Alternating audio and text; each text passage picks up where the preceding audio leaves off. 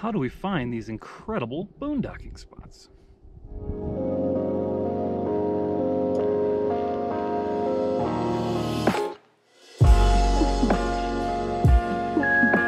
So yeah, how do we find places like this?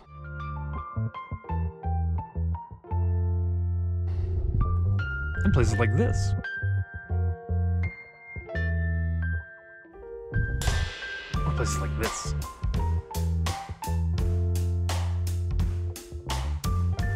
Or even like this.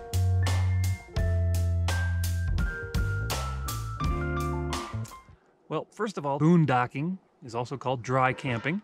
Basically, it means you're camping on national forest land, national park land, BLM land, places like that for free. We had no idea this existed until a couple years ago when we were doing our research and building out our bus, and we realized that watching Bob Wells videos and other people that this was even a thing that you can actually, you don't have to go to a campground or an RV park. You can actually just go out and be out in nature and for free and not have to be paying all the time for a place to park. Well, the main thing is though that you have to be able to be self-sustainable. We have our bus has got solar panels, we've got our own battery power, we got our own bathroom on board, so and water, everything else. So you got to be able to be out in nature and not have to necessarily be hooked up to power to be able to do it. So but I'm going to go through a few things here of how we find these amazing spots. There's a number of really great apps. iOverlander is the one that we probably use the most, but there's also US Public Lands is a really great app. It's only like $3, brought to us by the great duo of Technomadia that created this awesome site, and I'll show you here. Basically, you can look at the entire map of the country. You can see if it's BLM, if it's National Forest, if it's the Corps of Engineers. I mean, it's amazing. It's got all these layers that you can see, and so you can kind of overlap all those different things and figure out which is which and where you are. So, all right, so when we're looking at moving on to a new location and we are planning on boondocking, what we do is, first of all, I usually just break out the iOverlander app and I look at the map in the vicinity of where we want to be going or where we're going to be traveling to, and I see if there's anything on the map already that someone on iOverlander has posted that gives us a good possibility for where we want to be staying. That's the first choice, always easy. There's also Campendium, has a number of things, but those are usually more actual campgrounds. Again, not necessarily, lending itself to boondocking locations.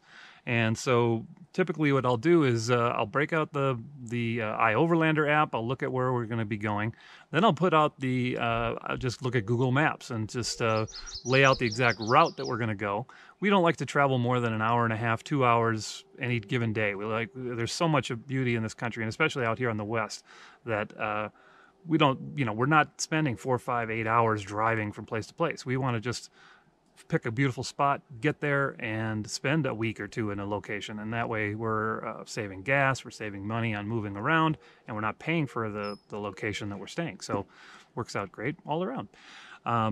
So again, what I'll do is I'll break out the map, I'll look at the iOverlander, but sometimes, or quite often, there isn't anything marked in the location we're going to go.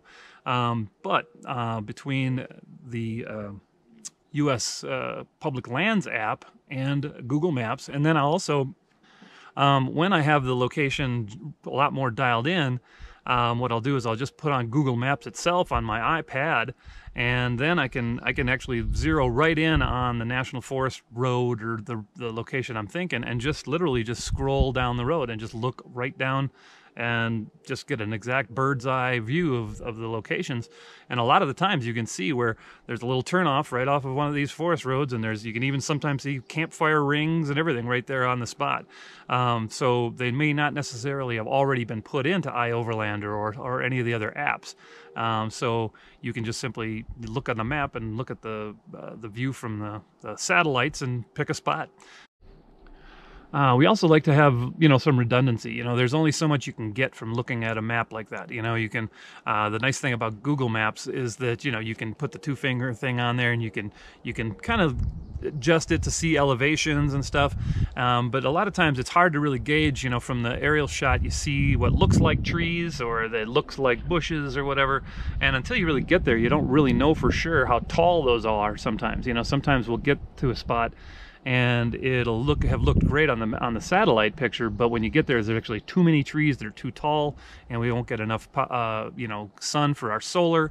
And so what I always like to do is I'll pick a spot that I think is going to be the optimal spot, but then I'll look around the entire area and I'll find 2 or 3 more that seem like they would also work.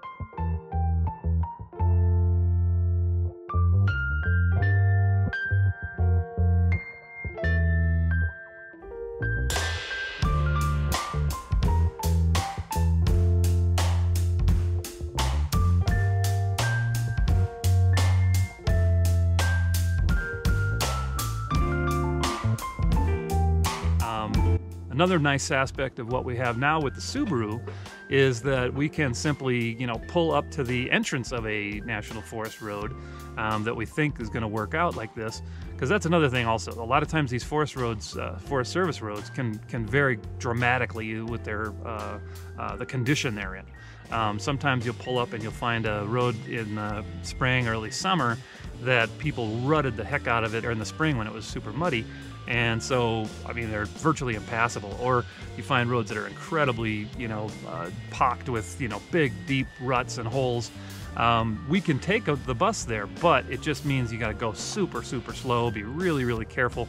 And so, again, having the Subaru now is a real game changer. We can just pull up to a road we think is going to be a good option, park, lock it up quick, hop in the Subaru, and then scout out up the road and see exactly what it looks like, how good the road is, and find an exact spot that we like, go on back, grab the bus, bring it out, and then we're good to go.